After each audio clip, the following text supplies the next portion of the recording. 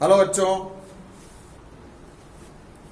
आज पढ़ेंगे हम वेस्टर्न गैल्वेनोमीटर। सबसे पहले तो गैल्वेनोमीटर क्या था बताओ। गैल्वेनोमीटर आपने जो कल नोट्स देखे हैं उसके अंदर शुरू की 2-3 लाइनें ऊपर की कटी हुई हैं। तो गैल्वेनोमीटर क्या होता है बताओ। ऐसा उपकरण जिसकी सहायता से विद्युत परिपथ में बहने वाली धारा का संसूचन किया जाता है। ये पता लगाया जाता है कि इसमें धारा है या नहीं है और धारा ज्यादा है या कम है। इन चीजों का मूल्यांकन करना संसूचन कहलाएगा। और वो किसके द्वारा किया जा रहा है? गैल्वेनोमीटर के द्वारा। गैल्वेनोमीटर मुख्य तौर पर दो प्रकार के होते हैं। गैल्वेनोमीटर दो प्रकार के होते हैं। एक होता है चल कुंडली, जिसके अंदर कुंडली चलती है मतलब घूमती है, चल कुंडली धारा मापी। और दूसरा होता है चल चुंबक धारा मापी। दो तरह के धारा मापी होते हैं, चल कुंडली धारा मापी और चल चुंबक धारा मापी। अब ये भी दो प्रकार के होते हैं। हो सकता है कुंडली को लटकाया गया हो। एक में तो आता है किलकित, जिसके अंदर कुंडली को किलकित कर दिया जाता है, किलकित चल कुंडली धारा मापी। और दूसरा होता है निलंबन, निलंबित या लटकन बोलते हैं, एक ही बात है। लटकन चल कुंडली धारा मापी। जैसे जो मैंने कल आपको चित्र बनाया था उसमें कुंडली को लटकाया था, तो वो लटकन चल कुंडली धारा मापी हो गया। क्योंकि कुंडली घूमी थी तो चल कुंडली हो गया, और कुंडली को लटकाया गया था इसलिए वो लटकन चल कुंडली धारा मापी हो गया। अभी मैं आपको इसका चित्र बना करके बताऊंगा किलकित चल कुंडली धारा मापी का। धारा मापी का सिद्धांत पढ़ा था कल अपन ने, बताओ क्या था। जब किसी चुंबकीय क्षेत्र में स्थित कुंडली में धारा प्रवाहित की जाती है तो कुंडली में उत्पन्न विक्षेप प्रवाहित धारा के समानुपाती होता है। यह धारा मापी का सिद्धांत है। इसको यूं भी लिख सकते थे, जब कुंडली में धारा प्रवाहित की जाती है तो कुंडली पर लगने वाला बलागुण कुंडली में प्रवाहित धारा के समानुपाती होता है। ऐसे भी लिख सकते हैं। और कुंडली में उत्पन्न विक्षेप प्रवाहित धारा के समानुपाती होता है। यह है धारा मापी का सिद्धांत। तो हम पढ़ेंगे वेस्टर्न चल कुंडली धारा मापी, जो कि किलकित प्रकार का है। न्यूमेरिकल्स दोनों के एक जैसे हैं, सिद्धांत एक जैसा है, बस केवल बनावट अलग अलग है। तो आज पढ़ेंगे आप वेस्टर्न और किलकित। वेस्टर्न है और किलकित है और चल कुंडली है।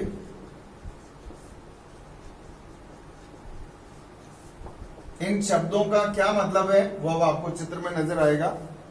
ये सारे शब्द इंस्ट्रूमेंट्स हैं भैया, और इंस्ट्रूमेंट को इंस्ट्रूमेंट के हिसाब से ही पढ़ेंगे।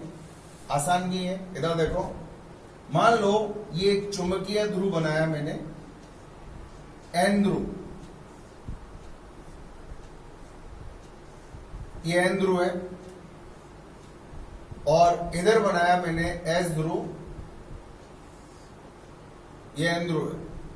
और इधर की तरफ बनाऊंगा एस ध्रुव, ये बनाया मैंने एस ध्रुव, ये एस ध्रुव है, और ये एस ध्रुव है। इन दोनों ध्रुवों के मध्य एक कुंडली बनाऊंगा, और उस कुंडली ये कुंडली बनाई मैंने,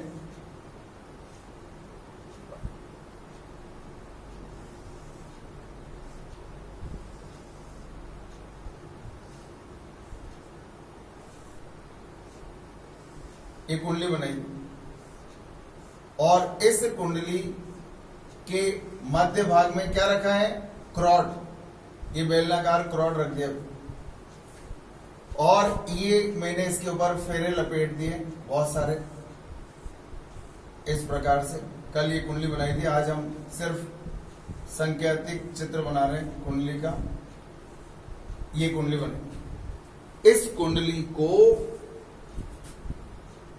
दोनों तरफ किलकित किया जाएगा। किलकित करने से मतलब क्या है ये अभी आप देखेंगे। इस प्रकार से अगर आप जो रिस्ट वॉच पहनते हैं, जो घड़ी पहनते हैं आप, ये वाली, इस घड़ी में जो ये पट्टा लगा हुआ है, ये पट्टा इन दोनों सिरों पर एक कील से जुड़ा हुआ होता है अंदर से। अब आप लोग देख लेना, ये पट्टा इन दोनों सिरों पर कील से कैसे जुड़ा हुआ होता है। दोनों तरफ छेद होते हैं, देख रहे हो आप लोग, दोनों तरफ छेद होते हैं और उसमें कील फंसी हुई होती है। अब इस पट्टे को अपन यूं घुमा सकते हैं ना, देखो इधर, इस तरह से दोनों तरफ ये छेद होते हैं और इन छेदों में ये कुंडली, ये कील होती है पूरी, ये कील होती है। और देखो ये इस तरह से दोनों तरफ, और ये दोनों फिक्स होते हैं, ये दोनों फिक्स होते हैं इस प्रकार से। मैंने थोड़ा इसको ऊपर बना दूं, यहां पर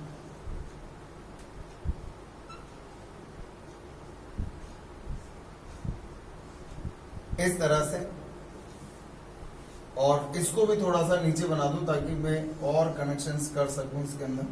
देखो इस तरह से, और ये दोनों फिक्स होते हैं।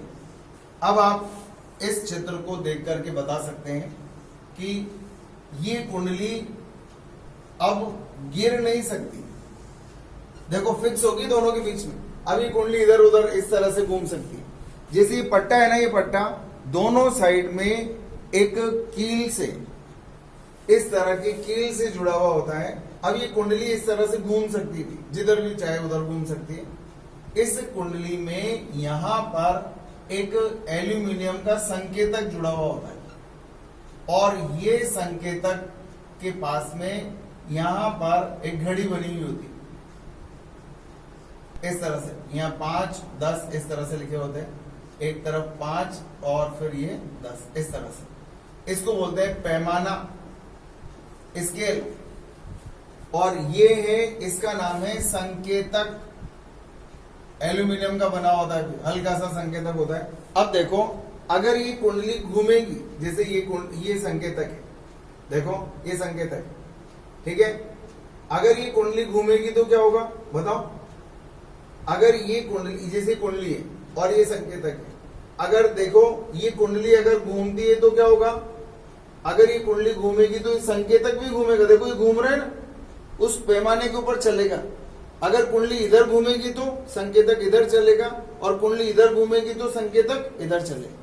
देखो इधर, जैसे मान लो ये, इसके ऊपर ये कुंडली है और ये जुड़ा हुआ है। अब अगर मान लो ये कुंडली इधर घूमती है तो देखो संकेतक, यहां ये पैमाना है, ये पूरा ये पैमाना है, दिख रहा है। अगर ये कुंडली ऐसे घूमी तो संकेतक 0 के उधर चल गया, और अगर कुंडली ऐसे घूमी तो 0 के इधर आई। मेरी ये उंगली 0 मान लो, और ये पैमाना है पूरा, ये पैमाना है इधर की साइड, दिख रहा है आपको। ये पैमाना इधर से यूं दिखाई दे रहा है। अभी ये कहाँ है, 0 पर है, ये 0 पर। अब ये कहाँ जुड़ा हुआ है, कुंडली से जुड़ा हुआ है। अगर कुंडली घूमेगी तो बताओ क्या होगा।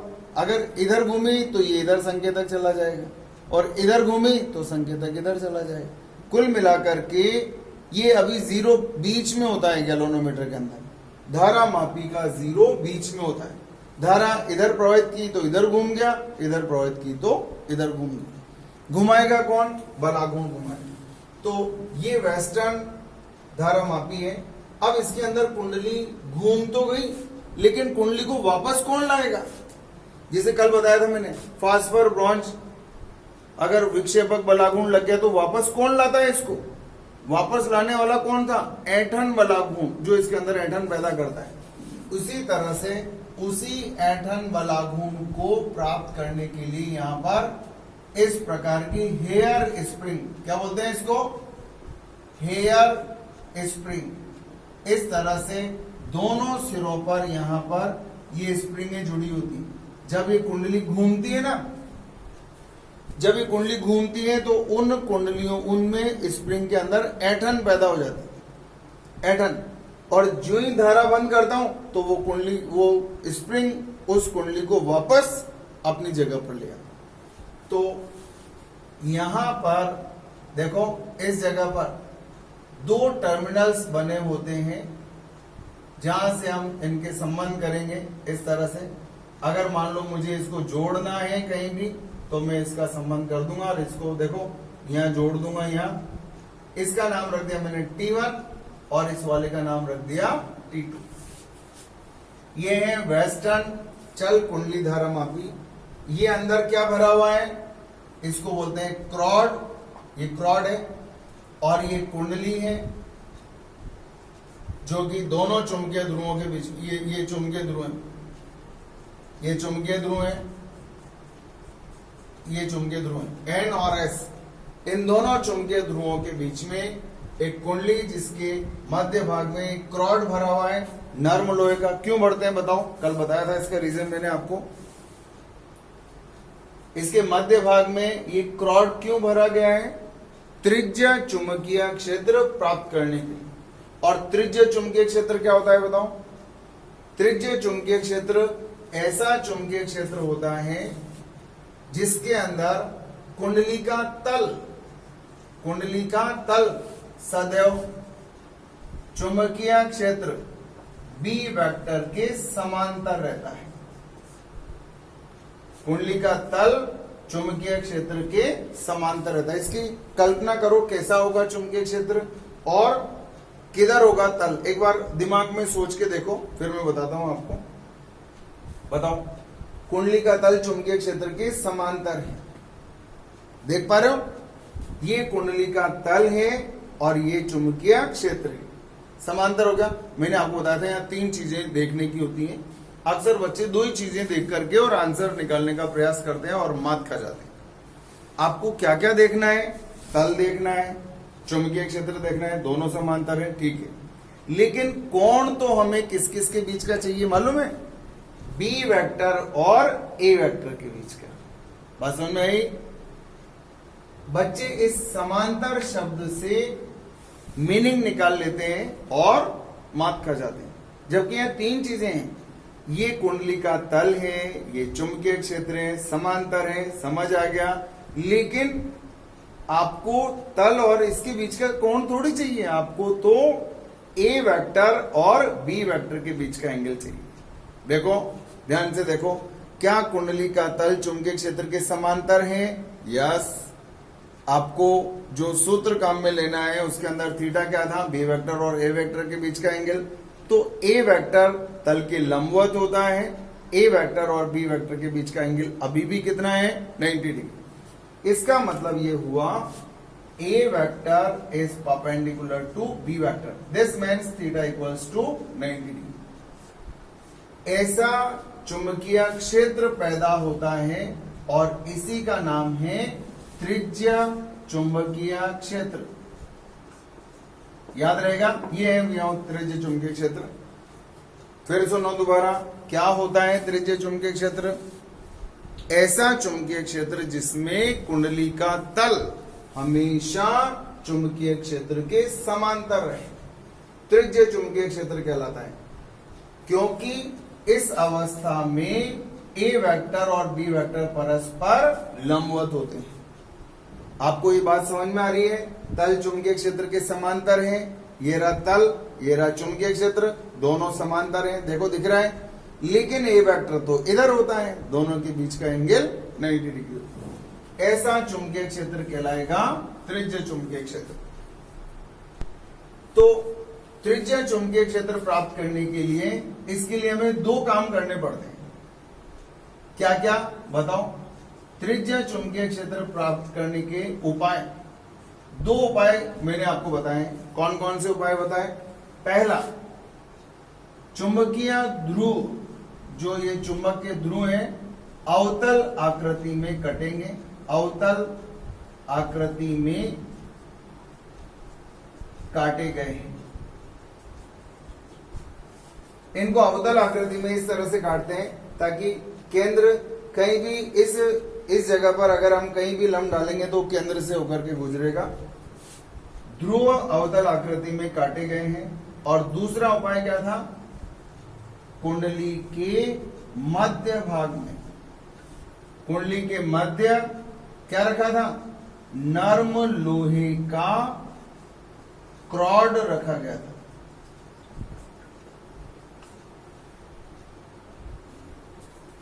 नर्म लोहे का क्रॉड। अब नर्म लोहे का ही क्रॉड क्यों, इसकी जानकारी आपको नेक्स्ट चैप्टर में मिलेगी, क्योंकि इसका म्यू आर, अब आप जानते नहीं है अभी, आपेक्षिक चुंबकशीलता इज 2 ग्रेटर देन 1, बहुत ज्यादा होती है, बहुत ज्यादा मैग्नेटिक फील्ड वहां पर डेवलप होता है, इसलिए ऐसा रखा जाता है। ठीक है, इसलिए नर्म लोहे का क्रॉड रखा गया। तो हमने उन बातों का ध्यान रखा है जो कल पढ़ी, पिछले लेक्चर में पढ़ी है। त्रिज्या चुंबकीय क्षेत्र अवतल आकृति में कटे हुए, नर्म लोहे का क्रॉड रखा है, त्रिज्या चुंबकीय क्षेत्र उत्पन्न हो गया। दूसरी चीज देखो, हमने कल फास्फोर ब्रॉन्ज की पत्ती से इसको लटकाया था, लेकिन आज हमने वो काम किससे ले लिया, इन हेयर स्प्रिंग से। 2 हेयर स्प्रिंग हमने जोड़ दी। और ये क्यों जोड़ी है बताओ, ताकि ये स्प्रिंग जो है उस कुंडली के घूमने का विरोध करेंगे। इसका मतलब ये स्प्रिंग इस कुंडली को ऐंठन बलयुग्म आघूर्ण प्रदान करेंगे। जैसे यूं मानो आप, अगर मैं इस कुंडली को, इस अंगुली को इस हाथ से मोड़ूं, इधर इधर मोड़ूं, अगर इसमें ऐंठन पैदा नहीं होती तो ये तो घूमती रहती है, आराम से घूमती जाती।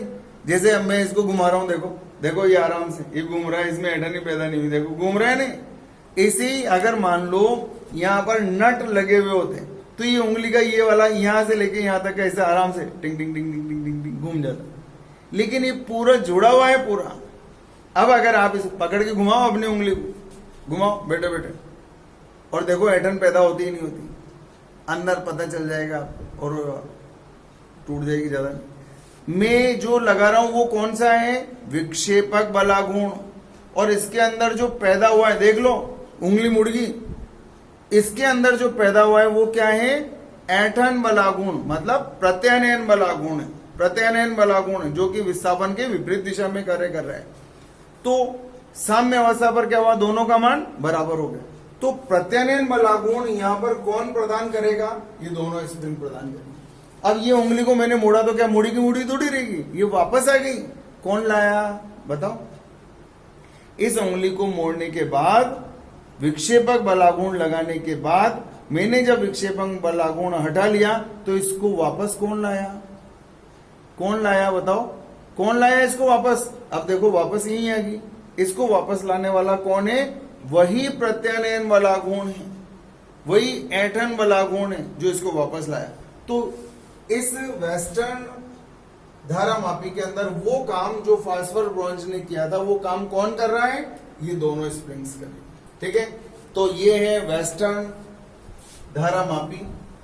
धारामापी वेस्टर्न इसलिए बोलते हैं क्योंकि हमने जो सिद्धांतिक पढ़ा था उसके अंदर चेंज कर दिया और ये वेस्टर्न धारामापी बन गया। ठीक है, अब हम इस धारामापी को एक तो अमीटर में और दूसरा वोल्ट मीटर में चेंज करेंगे। पहले मैं इनके बारे में आपको थोड़ा सा ज्ञान दे दूं, जो आपका पहले से पढ़ा हुआ भी है, आप लोग जानते भी हैं, दोनों का आप लोगों ने यूज भी किया है। ये क्या होता है और ये क्या होता है बताओ। अमीटर क्या होता है, धारा मापने का उपकरण। ये धारा नापने का उपकरण है। तो फिर ये क्या है, ये विभवांतर, या हम इसको क्या बोलते हैं, वोल्टता। वोल्टता मापने का उपकरण है। ठीक है,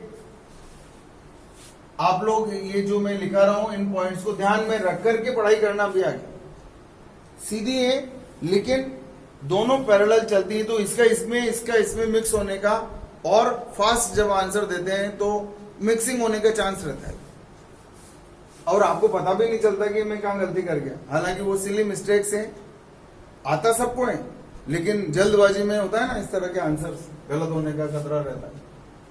ये धारा नापने का है और ये विभवांतर नापने का है। जैसे मान लो ये प्रतिरोध है और इसमें धारा बह रही है, तो इस धारा को नापने के लिए जो अमीटर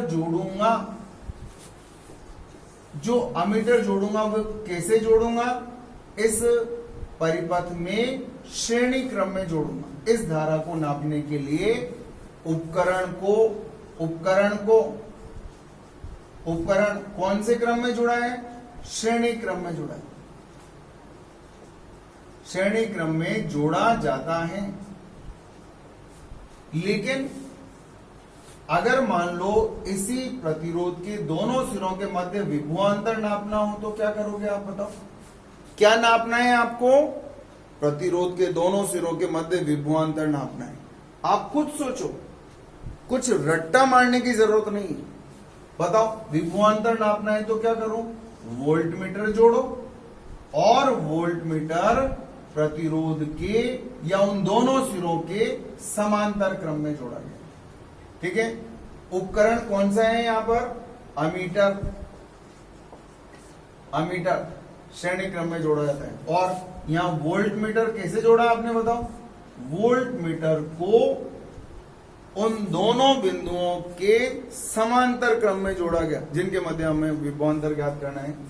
वोल्टमीटर को समांतर क्रम में जोड़ा जाता है। ठीक है। अब देखो, समांतर क्रम में जोड़ दिया, इसको श्रेणी क्रम में जोड़ दिया। कैसे, क्यों, वो आपको समझ आ रहा है कि भाई ये तो धारा नापेगा तो धारा तभी नाप पाएगा जब इसको श्रेणी क्रम में जोड़। ये दो सिरों के मध्य विभवांतर नापते हैं तो तभी संभव है जब इसको इन दोनों सिरों के समांतर क्रम में जोड़ा जाए। तीसरी बात, इस अमीटर का मान लो कुछ प्रतिरोध हुआ तो ये इस धारा के मान को चेंज कर सकता है। तो अमीटर जो है, जैसे मैं बताऊं, मैं आपको एक एग्जांपल देता हूं, हमेशा देखना ध्यान से।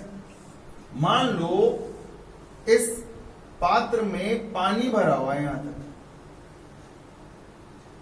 मैंने आपसे बोला कि आपको इस पानी की गहराई नाप के बतानी है स्केल से। अब आपने क्या किया, ये स्केल लिया, इसके ऊपर देखो ये बने हुए चिन्ह बने हुए, 1 सेंटीमीटर, 2 सेंटीमीटर, 3, 4, 5, 6, 7, 8, 9, 10 सेंटीमीटर तक ये पूरा स्केल बना हुआ। अब मैंने क्या किया, इस स्केल को इसमें डाल दिया, नापूंगा ना गहराई नापने के लिए। जो ही मैंने इसको इसमें डाला तो बताओ क्या होगा? कुछ आप समझ में आ रहा है आपको? अगर मैं इसको इसमें डाल दूं तो आप महसूस कर सकते हैं कि जो ये पाठ्यांक बताएगा क्या वो सही बताएगा, और अगर गलत बताएगा तो क्यों बताएगा, और अगर सही जानना हो तो क्या होना चाहिए, ये आपको यहां समझ आना चाहिए। अगर मान लो मैं इसको इसमें डाल दूं तो देखो ये पानी यहां से हट जाएगा और ये आ गया मेरा स्केल। अब जब इस स्केल का आयतन इसके पानी के अंदर जुड़ गया तो ये पानी ऊपर चढ़ गया।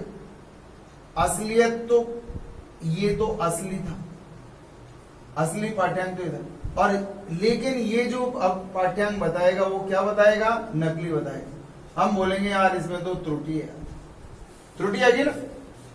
अब बताओ, अब आप चाहते हो कि यार ये सही बताए और आप देख रहे हो कि ये गलत बता रहा है, आपको सामने सामने नजर आ रहा है, सामने सामने दिख रहा है कि अरे यार इससे तो सही नहीं आएगा, यार इससे तो गलत आएगा। तो पहली चीज तो आप इसकी गलती पहचान रहे हो कि ये तो गलत बता रहा है, आपको कॉन्फिडेंस आ गया कि ये तो गलत बता रहा है। लेकिन अब सही याद करने के लिए अब आप क्या क्या प्रयास करेंगे बताओ? इसको यहां से बीच में से काट दो, काट दिया आपने, इसको यहां से छोटा कर दिया। अब बताओ क्या होगा? पहले से छोटा हो गया तो पानी थोड़ा सा और नीचे आ जाएगा। इसका मतलब क्या हुआ? अब जो पाठ्यांक आएगा वो असली के करीब आएगा, लेकिन अभी भी असली नहीं आएगा। क्या सही पाठ्यांक बता पाया क्या ये? अब जो पाठ्यांक आया है पहले से तो सही आया है। पहले बुखार 105 डिग्री था, अब 102 डिग्री रह गया। पहले से सुधार तो हुआ है लेकिन बुखार तो अभी भी है। त्रुटि अभी भी है, लेकिन नकली नंबर 1 और नकली नंबर मतलब अभी जो पाठ्यांक आया है वो भी त्रुटिपूर्ण है। अगर ये और पतला होता, ये स्केल और पतला कर दूं तो बताओ क्या होगा। ये स्केल अगर और पतला हो जाए तो ये पाठ्यांक जो आएगा बिल्कुल यहां आ जाएगा, असली के बिल्कुल पास में आ जाएगा। ये अगर और पतला हो जाए तो क्या होगा बताओ। अगर बिल्कुल पतला हो जाए तो असली के बिल्कुल ही नजदीक आ जाएगा। इसका मतलब ये हुआ अमीटर का जो पाठ्यांक है वो बिल्कुल सही कब आएगा, जब इसका प्रतिरोध क्या हो, नगण्य। ध्यान से सुनना, हम ये कहना चाहते हैं कि आदर्श अमीटर का प्रतिरोध कितना होना चाहिए। आदर्श अमीटर का प्रतिरोध 0 होना चाहिए। क्यों होना चाहिए 0? ताकि ये मापी जाने वाली धारा के मान को चेंज न कर सके, मापी जाने वाली धारा के मान को प्रभावित न कर सके। तो आपसे पूछा जाता है आदर्श अमीटर का प्रतिरोध कितना होना चाहिए, मुझे कंफ्यूज होता है। तो आपको यहाँ बेसिक समझ में आना चाहिए कि यार ये क्या करता है, धारा के मान को चेंज कर देता है, धारा के मान को चेंज कर देता है, और जिसका मान ज्ञात करना है वही चेंज कर दिया। फायदा क्या हुआ? फायदा क्या हुआ? एक आदमी को नोटों की गड्डियां गिनने के लिए बिठा दिया, यार एक गिनना देंगे बॉक्स में कितना कितना पैसा पड़ा हुआ है, नोटों की गड्डियां। अब वो चालाक है भाई साहब, वो 5 गड्डियां तो पहले उसने जेब में रख ली, 5 गड्डियां तो उसने पहले ही जेब में रख ली। अब फिर वो गिन के बता रहा है अपन। अब बताओ वो गिन के जो बताएगा वो सही बताएगा गलत बताएगा? अरे डेफिनेटली गलत बताएगा भाई। क्यों? आते ही उसने पहला काम ही ऐसा कर दिया कि जिस चीज को वो ज्ञात करना चाहता है उसी के मान को उसने आते ही चेंज कर दिया। अब वो जो गिन के बताएगा वो तो गलत आएगा ही, सी आंसर सही थोड़ी आ सकता है। तो आदर्श अमीटर का प्रतिरोध 0 होना चाहिए। फिर आदर्श वोल्ट मीटर का, अब इधर देखो, ये वोल्ट मीटर, इसके सिरों पर जो विभवांतर है, याद है अगर ये वोल्ट मीटर नहीं होता तो इसके सिरों पर विभवांतर कितना होता, असली विभवांतर आया। लेकिन जो ही वोल्ट मीटर जोड़ूंगा तो ये कुछ धारा इसमें से छोड़ लेगा, चोरी कर लेगा, और चोरी करते ही इसके सिरों पर विभवांतर का मान घट जाएगा। हम बोलेंगे यार ये तो आते ही इसने विभवांतर का मान ही घटा दिया, ये तो चोर है। तो बताओ ये सही पाठ्यांक कब देगा, जब ये चोरी ना करे। मतलब ये धारा की चोरी करना अगर बंद कर दे तो हम बोलेंगे आदर्श बन गया। और धारा का मान 0 कब हो सकता है, जान दो, I बराबर V/R, वोल्टता बटे प्रतिरोध। धारा का मान 0 होने के लिए प्रतिरोध कितना होना चाहिए, 0। इसका मतलब क्या हुआ, ये वोल्ट मीटर धारा की चोरी कब नहीं करेगा, जब इसका प्रतिरोध अनंत हो जाए। तो हम बोलेंगे आदर्श वोल्ट मीटर का प्रतिरोध, बोलो कितना, अनंत होना चाहिए। आदर्श वोल्ट मीटर का प्रतिरोध अनंत होना चाहिए। मैं एक बार रिज्वाइन कर लो आप लोग।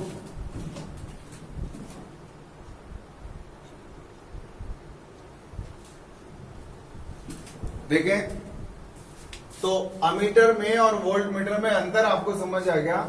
ये धारा नापने के लिए, ये विभवांतर नापने के लिए।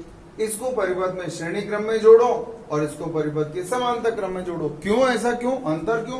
क्योंकि इनके काम अलग अलग है। ये धारा को नापता है तो हम चाहते हैं धारा इसमें होकर के निकले। ये विभवांतर नापता है, हम चाहते हैं इसमें धारा की चोरी ना हो, ताकि सारा का सारा धारा इसमें से होकर के निकले और असली विभवांतर का मापन करके बताए। इसके लिए अगर ये आदर्श है तो इसका प्रतिरोध क्या होना चाहिए, 0, ताकि धारा के मान को चेंज न कर सके। आदर्श अमीटर का प्रतिरोध 0 और आदर्श वोल्ट मीटर का प्रतिरोध अनंत। इस R का मान अनंत, क्यों? तब जाकर के अगर इसका प्रतिरोध अनंत होगा तो ये धारा की चोरी करना बंद कर दे और मापा गया विभवांतर बिल्कुल सही होगा। चौथा जो अंतर है वो सबसे महत्वपूर्ण है और वही पढ़ना है, इसका भी ये और इसका ये। चौथा जो डिफरेंस है, इसके बाद चैप्टर आपका फिनिश हो जाएगा, इसका चैप्टर फिनिश हो जाएगा। अब देखो ये है गैलोनोमीटर, ये गैलोनोमीटर। इस डब्बे को ऐसा बना दिया। क्या नाम है इसका, बोलो क्या नाम है, गैल्वेनोमीटर। और इस पूरे डब्बे को मैंने ऐसे बना दिया। बताओ, इसके दो सिरे हैं, दो सिरे बाहर हैं, ये पूरा डब्बा है, ये रहा पूरा डब्बा, ये रहा। इस पूरे डब्बे का नाम क्या है, गैलोनोमीटर। बात समझ में आएगी। मैंने इसको ऐसे बना दिया, गैलोनोमीटर बन गया। अब इसके दो सिरे, एक T1 है, एक T2। एक तरफ T1 बना दिया, एक तरफ T2 बना दिया। सिंबल बना दे, सिंबल। बात समझ में आ रही है ना आपको, सिंबल बना दे। जैसे ये मोबाइल है, अब मैंने मोबाइल का चित्र बना दिया कि भाई ये मोबाइल है और इसमें स्क्रीन है और ये ऐसे ऐसे, यहाँ पर एक छोटा सा बटन है और साइड में ये देखो, ये साइड में बटन। अब आप यूं बोलो कि इसको दबा के बताओ सर, अरे यार इसको दबाऊंगा तो ये तो सिंबल बनाया मैंने मोबाइल का, बनाया ना, नहीं समझ में। अगर मैं इसको दबाऊंगा तो क्या ये चालू होगा, क्या गीले हो गए यार बिल्कुल। चलो इधर देखो, मैंने इस गैलोनोमीटर का सिंबल बना दिया। बस मुझे मालूम है कि इसमें से मैंने दो कनेक्शंस बाहर निकाल रहे, एक यहाँ T2 और एक यहाँ पर T1। ये दो कनेक्शंस बाहर निकाल दिए। अब देखो, इस गैल्वेनोमीटर को मैं अमीटर के रूप में काम में लेना चाहता हूं। अमीटर के रूप में काम में लेने का मतलब धारा नापने का उपकरण बनाना चाहता हूं। तो इसके लिए मैं क्या करूंगा, इसके लिए इसके समांतर क्रम में शंट जोड़ूंगा। इसका नाम है शंट प्रतिरोध, RS। S for shunt, R for resistance, shunt resistance. ऐसा क्यों किया वो अभी हम पढ़ेंगे। बस यही पढ़ना है आपको, एक ही पढ़ना है और एक ही पढ़ना है।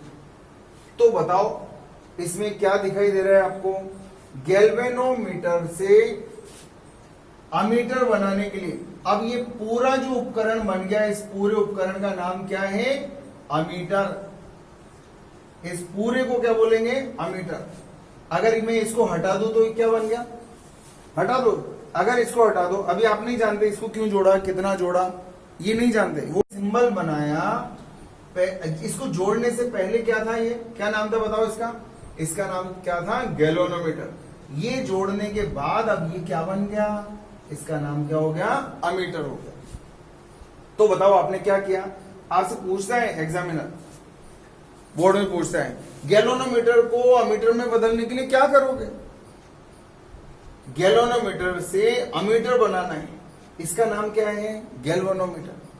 क्या बनाना है, अमीटर। क्या करोगे, गैल्वेनोमीटर की कुंडली के समांतर क्रम में अल्प प्रतिरोध, जिसको हम बोलते हैं शंट, इसके समांतर क्रम में अल्प प्रतिरोध अर्थात शंट जोड़ दूंगा। ठीक है। फिर वापस चक्कर पड़ गया, बच्चे से पूछा ये जाता है, आंसर ये देता है, और कभी ये पूछते हैं और ये आंसर देता है। अब सुनो, ठंडे दिमाग से सोचो, अमीटर किस काम आता है, धारा नापने के काम आता है।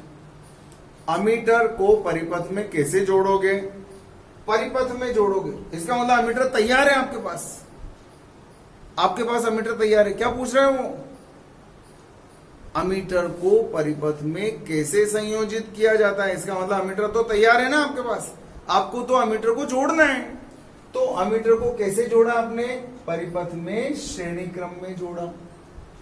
लेकिन अगर वो पूछे गैल्वेनोमीटर को अमीटर में कैसे बदलोगे, तो क्या बोलोगे, गैल्वेनोमीटर के समांतर क्रम में अल्प प्रतिरोध, जिसे हम शंट कहते हैं, वो जोड़ करके गैल्वेनोमीटर को काय में बदल देते हैं, अमीटर। बताओ वोल्टमीटर किस काम में आता है, विभवांतर नापने के काम में आता है।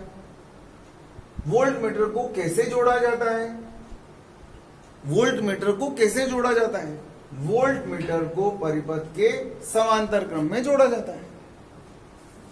अब देखो इसका नाम क्या है, बताओ। इसका नाम है गैल्वेनोमीटर, इसका नाम गैल्वेनोमीटर है। और इस गैल्वेनोमीटर को अमीटर में बदलना है। इस गैल्वेनोमीटर को काय में बदलेंगे, अमीटर में, तो सॉरी वोल्टमीटर में बदलेंगे।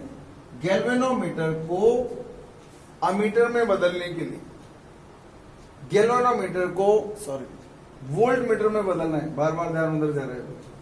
देखो गैल्वेनोमीटर को अमीटर में बदल दिया शंट जोड़ करके। इस गैल्वेनोमीटर के श्रेणी क्रम में उच्च प्रतिरोध जोड़ दिया, higher resistance R H, H for high, R for resistance, R H जोड़ दिया मैंने, आर एच हायर रेजिस्टेंस जोड़ दिया। किस क्रम में जोड़ा? श्रेणी क्रम में। गैल्वेनोमीटर के श्रेणी क्रम में क्या जोड़ा? उच्च प्रतिरोध जोड़ा। अब ये जो बन गया है पूरा का पूरा, इस पूरे का नाम क्या है? वोल्टमीटर। इस पूरे का नाम वोल्टमीटर। अब आंसर्स दो, शानदार गला मेल वाले आंसर है, बहुत अच्छे क्वेश्चंस हैं, क्योंकि जनरली बच्चे कंफ्यूज आते हैं।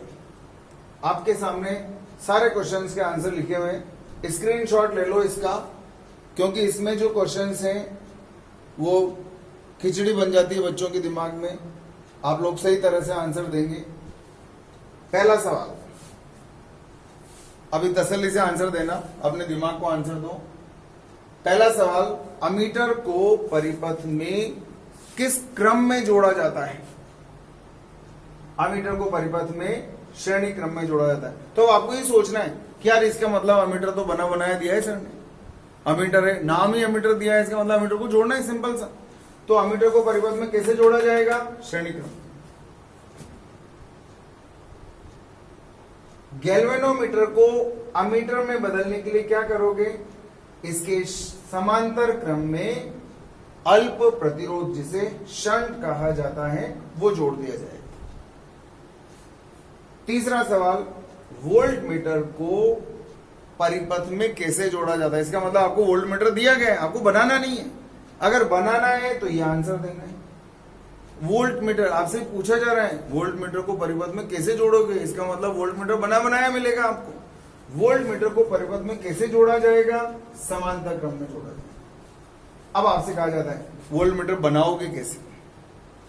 कैसे बनाओगे? गैल्वेनोमीटर से बनाओगे। गैल्वेनोमीटर से वोल्ट मीटर कैसे बनाओगे? तो हम बोलेंगे गैल्वेनोमीटर के श्रेणी क्रम में उच्च प्रतिरोध जोड़ा जाएगा। और हमें मालूम है वैसे भी वोल्ट मीटर का प्रतिरोध आदर्श, अगर वोल्ट मीटर चाहिए तो उसका प्रतिरोध अनंत होना चाहिए। वैसे भी वोल्ट मीटर का प्रतिरोध बहुत उच्च रखा जाता है ताकि वो धारा के मान को प्रभावित न कर सके। इन ऑल हम ये कहना चाहते हैं कि वोल्ट मीटर बनाना है तो गैल्वेनोमीटर के श्रेणी क्रम में उच्च प्रतिरोध जोड़ो। अमीटर बनाना है तो गैल्वेनोमीटर के समांतर क्रम में शंट प्रतिरोध जोड़ो। अमीटर आपके पास है, उसको परिपथ में जोड़ना है तो श्रेणी क्रम में जोड़ो। क्यों? मैंने आपको कारण बताया, क्योंकि ये धारा का मापन करता है। वोल्ट मीटर अगर आपके पास है, परिपथ में जोड़ना है तो उसको समांतर क्रम में जोड़ा जाएगा। कोई दिक्कत? बहुत आसान से काम है, बहुत आसान काम है। अब 5वां नंबर आता है, इनके कितना जोड़ूं। अभी तो ये पता चला कि कैसे जोड़ूं। गैल्वेनोमीटर से अमीटर बनाना है तो क्या जोड़ूं और कैसे जोड़ूं, ये आंसर मिल गया। क्या जोड़ूं? शंट प्रतिरोध जोड़ो। कैसे जोड़ो? समांतर क्रम में जोड़ो। यहां क्या जोड़ना है? उच्च प्रतिरोध जोड़ना है। कैसे जोड़ना है? गैल्वेनोमीटर के श्रेणी क्रम में जोड़ना है। लेकिन अब आपका आंसर आ रहा है कैसे जोड़ें, कितना जोड़ें। पहला आंसर क्या जोड़ें, दूसरा कैसे जोड़ें। अब तीसरा प्रश्न पैदा हो गया कि कितना जोड़ना है सर, कितना जोड़ना है। तो कितने का आंसर अब मुझे देना है इसके अंदर, तो वो देना बहुत आसान काम है।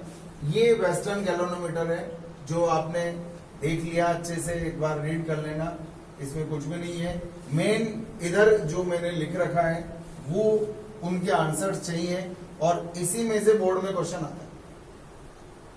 तो पूरी एक क्लास इसके अंदर लग गई आपकी ये वाली, सिर्फ इन 4 पॉइंट्स में। 5वें पॉइंट्स के बाद चैप्टर खत्म हो जाएगा।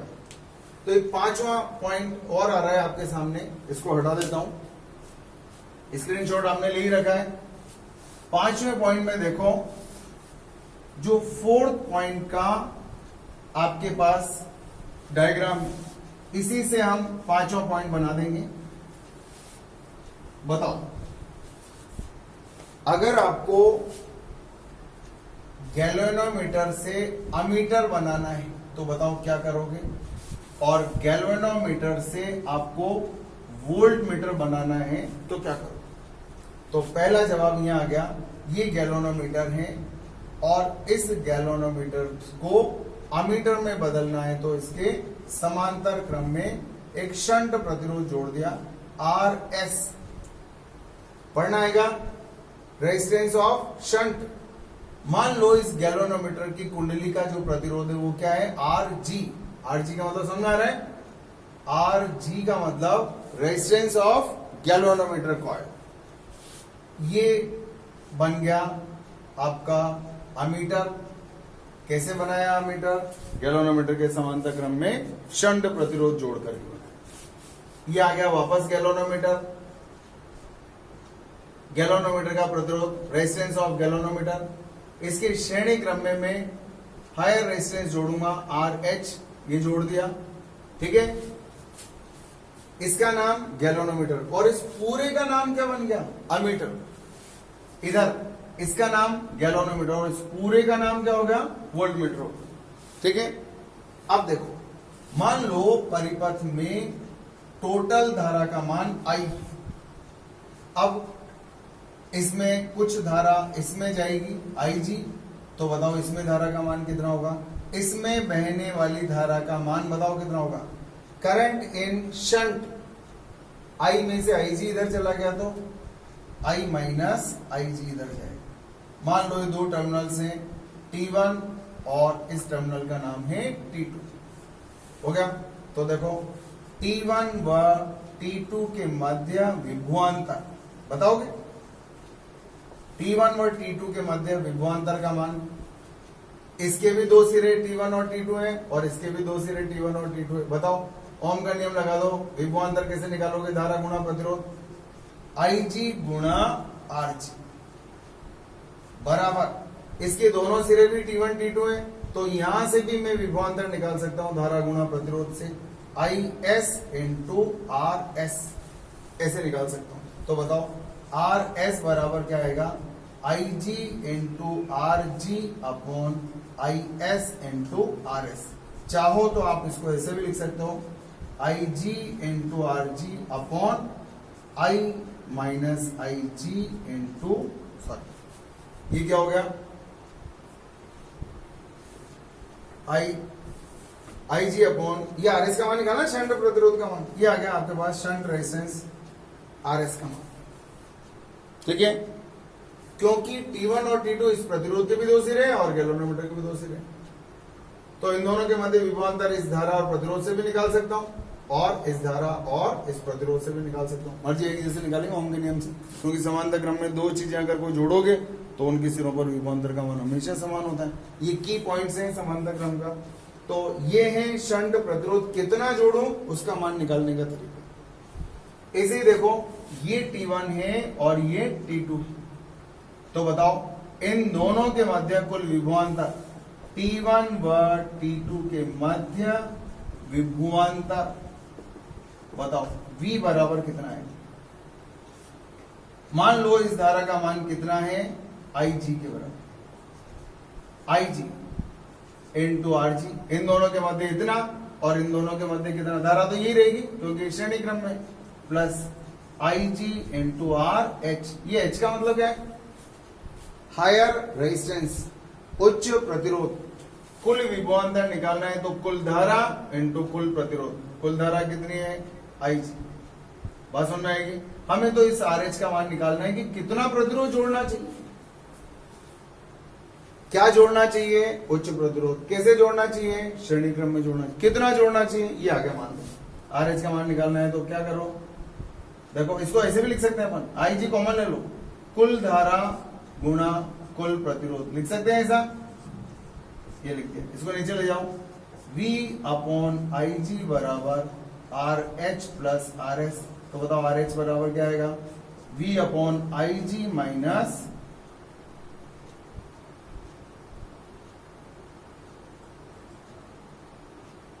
ये आ गया RH बराबर V upon I G minus R G. इसके अंदर जो चीजें काम में ले रखी है उनके पूरे पूरे शाब्दिक अर्थ आपको मालूम होना चाहिए। देखते जाओ। आर एस क्या है?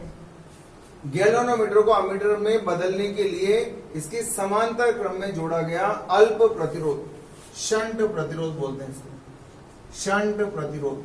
कितना प्रतिरोध जोड़ेंगे ये सूत्र बताएगा आपको। अब आई जी क्या है, ये क्या है, और आई क्या है, और आर जी क्या है, ये आपको मालूम होना चाहिए। अब ध्यान से सुनो, सबसे मेन चीजें दो चीजें। आई जी क्या है? इस गैल्वेनोमीटर के पूरे स्केल पर विक्षेप के लिए आवश्यक धारा। आई जी क्या है? आई जी क्या है? इस गैल्वेनोमीटर के पूर्ण स्केल पर विक्षेप लाने के लिए कितनी धारा की जरूरत पड़ती है, वो है आई जी। फिर सुनो, जी में पूर्ण स्केल पर विक्षेप के लिए आवश्यक धारा। पूरे स्केल पर विक्षेप आने के लिए कितनी धारा की जरूरत पड़ती है। और कैपिटल आई क्या है? जो आप अमीटर बना है उस अमीटर की टोटल परास, मतलब कुल कितनी धारा नाप सकता है ये आई, तो हम इसको बोलते हैं अमीटर की परास। परास का मतलब जानते हो?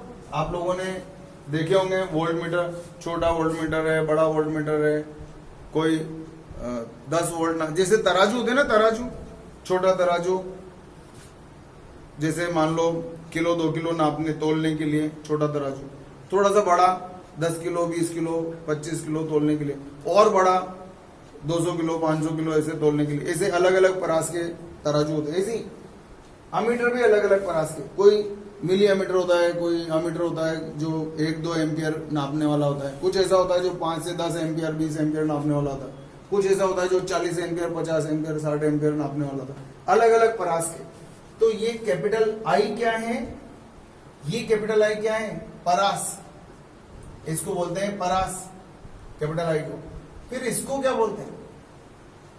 ये क्या है? ये गैल्वेनोमीटर में होकर के जा रही, तो गैल्वेनोमीटर में पूरे स्केल पर विक्षेप के लिए आवश्यक धारा का मान कितना है? आई जी। याद रहेगा, ये आई जी क्या है? पूर्ण स्केल पर विक्षेप लाने के लिए आवश्यक धारा। आर जी क्या है बताओ? आर जी तो सिंपल गैल्वेनोमीटर का प्रतिरोध। वी क्या है यहां पर? वी क्या है? वोल्ट मीटर की परास। कितनी वोल्ट मीटर का परास का वोल्ट मीटर बनाना है, कितनी वोल्ट का, कितनी वोल्ट परास का आपको वोल्ट मीटर बनाना है। इसी तरह से कितनी परास धारा का आपको अमीटर बनाना है, वो है आई। तो हम इसको बोलेंगे, ये देखो इधर अमीटर की परास ये, और वोल्ट मीटर की परास ये। एक बार फिर इंट्रोडक्शन ले लो, क्या है ये? क्या है? इसकी परास। ये क्या है? पूरा, ये पूरा अमीटर, ये अमीटर की परास। लेकिन ये क्या है? ये वाला, इसमें और इसमें अंदर है। ये क्या है? गैल्वेनोमीटर पर पूर्ण विक्षेप के लिए आवश्यक धारा, और ये क्या है? अमीटर की परास। इसी तरह से टोटल विभवांतर, इसको बोला जाएगा वोल्ट मीटर की परास। ये पूर्ण स्केल पर विक्षेप के लिए आवश्यक धारा, ये कितना प्रतिरोध जोड़ना चाहिए वो है, और ये क्या है? इस गैल्वेनोमीटर कुंडली का प्रतिरोध। इनसे इंट्रोडक्शन कर लो, आपको न्यूमेरिकल्स करने में बहुत सुविधा मिलेगी। दोस्त बना लो इनको अपना, लेकिन न्यूमेरिकल्स आज ही होने चाहिए इसके। एक दिन का गैप दोगे तो लगभग 25% आपके दोस्त हट जाएंगे इनमें से, और 2 दिन का गैप दे दिया पूरा सोपड़ा साफ हो जाएगा। मतलब वो दोस्त बोलेंगे आपने 2 दिन तक हमें खाने ही नहीं खिलाया, और 2 दिन तक अगर आप किसी को ला करके घर में भूखा रख दो तो वो काय का दोस्त है, फिर वो आपसे दोस्ती निभाएगा क्या? हो सकता है वो दुश्मनी भी निभाने पे उतर जाए। इसलिए आज इनसे दोस्ती हुई है, आज इनको न्यूमेरिकल्स की भूख है, इनको भूख लगी है, इनको खाना खिलाओ। और अगर आपने इनको अच्छे से बढ़िया खाना खिलाया, बढ़िया खाना परोस दिया, ये मस्त हो जाएंगे, और ये मस्त तो आप लोग भी मस्त हो जाएंगे। ठीक है, चलो कल पढ़ेंगे